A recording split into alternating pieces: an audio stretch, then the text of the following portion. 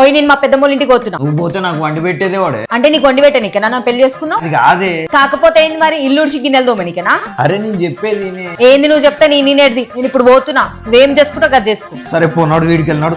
A few moments later. ఓయ్ నిన్నే మళ్ళీ ఏం గుర్తుకొచ్చిందే? నేను ఊరికి పోతలేను, మా పెద్దమ్మనే ఇడికి రమ్మన్నా. అరే ఇంతసేపు లొల్లి పెట్టుకొని మరి పోతా అంటివి అదే. మా పెద్దమ్మకి బాగా కాలు గుంజుతున్నాయి అంట, నరాలు కూడా ఉబ్బినాయి అంట.